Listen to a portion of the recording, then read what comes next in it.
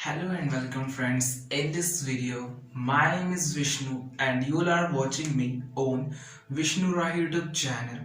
तो आज मैं बताने जा रहा हूँ कि क्या डिफरेंस है बिफोर एंड अगो में.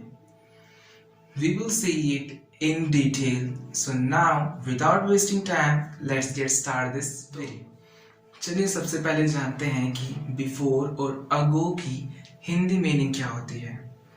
तो बेसिकली इन दोनों वर्ड्स की हिंदी पहले होती है. हम इन दोनों वर्ड्स को पहले की सेंस में यूज करते हैं. अब हिंदी जानने के बाद चलिए जानते हैं कि इन्हें यूज कैसे किया जाता है इंग्लिश लैंग्वेज में. सो लेट्स स्टार्ट विद अगो. चलिए सबसे पहले अगो का यूज देखते हैं. जब हम अगो का यूज करते हैं इंग्लिश में तो हम ये एक बात ध्यान रखनी होती है कि अगो का यूज हम सेंटेंस के एंड में करते हैं और वो सेंटेंस एक पास्ट सेंटेंस होना चाहिए और वहां पे एक टाइम मेंशन भी होना चाहिए. तो उस कंडीशन में हम अगो का यूज करते हैं. जैसे मैं 5 घंटे पहले खेल रहा था. अब आप इसमें देख सकते हैं कि ये सेंटेंस एक पास्ट का सेंटेंस है और इसमें एक स्पेसिफिक टाइम भी मेंशन किया जा रखा है. इसीलिए हम इसमें पहले के लिए अगो वर्ड का यूज़ करेंगे ना कि बिफोर का. चलिए बनाते हैं इसे इंग्लिश में. आई वॉज प्लेइंग 5 hours अगो. आप देख सकते हैं कि जैसे बताया गया था कि अगो का यूज़ एंड में करना होता है सेंटेंस के, जैसा कि यहाँ पे किया जा रखा है. तो इस एग्जाम्पल वाले सेंटेंस में जैसा आपने देखा कि वो सेंटेंस एक पास्ट सेंटेंस था और उस सेंटेंस में एक पर्टिकुलर एक स्पेसिफिक टाइम भी मेंशन किया गया था. इसीलिए हमने वहां पर पहले की सेंस में अगो का यूज करा बिफोर की जगह. तो अब चलिए कुछ और एग्जाम्पल्स के थ्रू अगो का यूज समझते हैं. ये कुछ एग्जाम्पल्स हैं रिलेटेड टू अगो. चलिए समझते हैं. First is he finished his all exams 1 month ago. Means उसने अपने सारे एग्जाम्स 1 महीने पहले ख़त्म कर लिए. Second is Rahul did exercise 5 minutes ago. मतलब राहुल ने एक्सरसाइज 5 मिनट पहले कर ली. Third one is his father reached home 5 hours ago. Means उसके पापा 5 घंटे पहले घर पहुंच चुके थे. तो अगो के बाद चलिए जानते हैं कि अब बिफोर का यूज़ कैसे किया जाता है.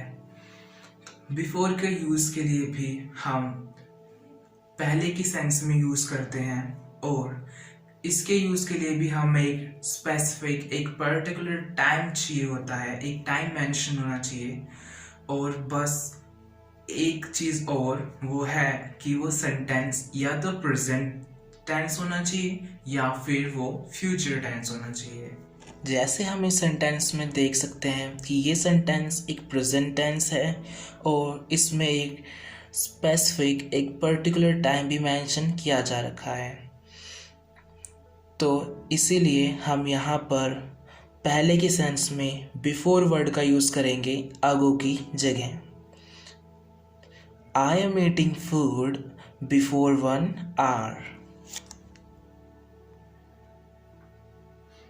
तो जैसा आपने इस एग्जाम्पल में देखा और समझा कि वो जो सेंटेंस था वो एक प्रेजेंट टेंस था और वहाँ पर एक स्पेसिफिक टाइम भी मेंशन किया जा रखा था. इसलिए हमने वहाँ पर पहले की सेंस में बिफोर वर्ड का यूज करा अगो की जगह. अब चलिए कुछ और एग्जाम्पल्स के थ्रू बिफोर वर्ड के यूज को समझते हैं. तो ये कुछ एग्जाम्पल्स हैं रिलेटेड टू बिफोर. चलिए जानते हैं कि बिफोर का यूज़ इन सेंटेंसेस में कैसे किया गया है. First is Ram will come to your home before 1 hour. मतलब राम तुम्हारी घर पर आएगा 1 घंटे पहले। Second one is he is going to sing a song before 20 minutes. मतलब वह गाना गाने जा रहा है 20 मिनट पहले। Now third one is we will meet them before 2 days। हम उनसे मिलेंगे 2 दिन पहले। तो ये यूज था बिफोर का। अब यहाँ पर हमें एक चीज का और ध्यान रखना होगा, वो है कि जब हम अगो का यूज करते हैं तो अगो का यूज हम सेंटेंस के एंड में करते हैं, लेकिन बिफोर के साथ ऐसा नहीं होता।